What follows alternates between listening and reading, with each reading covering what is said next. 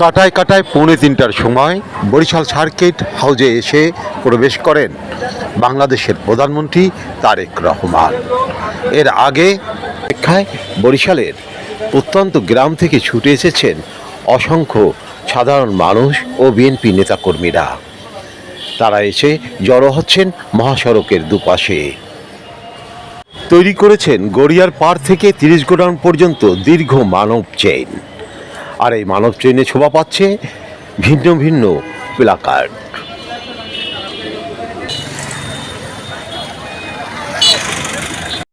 Barishal circuit house সংলগ্ন জেলা স্কুলের সামনের সড়কের মানব চেইন।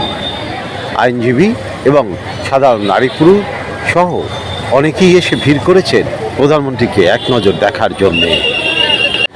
প্রধানমন্ত্রী বরিশালের 30 গোডাউনে বৃক্ষরোপণ কর্মসূচি শেষ করে আসবেন সার্কিট হাউজে এবং সেখানে কিছুক্ষণ বিশ্রাম শেষে আবার চলে যাবেন শিল্পকলা একাডেমিতে।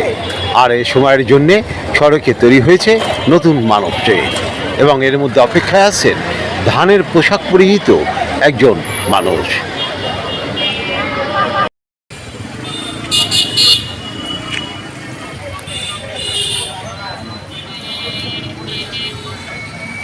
ইউনুস ভাই, এটা কেন করলেন?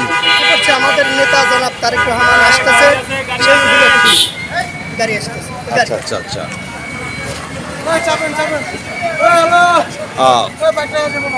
আপনারা মোট কতজন আসছেন? আমি এখানে একাই আসছি। আমি প্রত্যেকটা বিএনপি প্রোগ্রামে আমি একাই যাই। আচ্ছা আচ্ছা। এটা কি সব সময়? জি, আমি এটা 12 মাস আমার এই বাংলাদেশ জাতীয়তাবাদী দলের বিএনপি যেখানে প্রোগ্রাম হয়, যেখানেই আমার নেতা যায়, আমি সেখানেই রওনা দিয়ে যাই। এবং এই পোশাকেই? এই পোশাকই যাই। এই পোশাকটা কিভাবে বানালেন? আমি নিজে তৈরি করছি। 1 সপ্তাহ লাগে পোশাকটা তৈরি করতে। কিন্তু আমি পৌষ মাসে ধান রেখেছি, এখন তো ধান পাওয়া যাবে না। আচ্ছা আচ্ছা। ধান রেখে পোশাক তৈরি করে রেখেছি। 2091 সাল থেকে বিএনপির সমর্থক ইউনুস হালদার। পটুয়াখালীর এই মানুষটি 2018 সাল থেকে নিয়মিত এই ধানের তৈরি পোশাক পরে ঘুরে বেড়ান বিএনপির বিভিন্ন প্রোগ্রামে। এবারই প্রথম তিনি এসেছেন প্রধানমন্ত্রী তারেক রহমানের কাছে এবং তার সাক্ষাৎ প্রার্থী তিনি। 20 কেজি ধান আছে। 20 কেজি। আর কত বছর ধরে আপনি এটা করছেন? আমি এটা তৈরি করছি 2018 থেকে। 2018 থেকে আপনি এটা নিয়মিত করছেন? নিয়মিত করি, কিন্তু আমি দল করি 91 থেকে। বিএনপি করি 91 থেকে।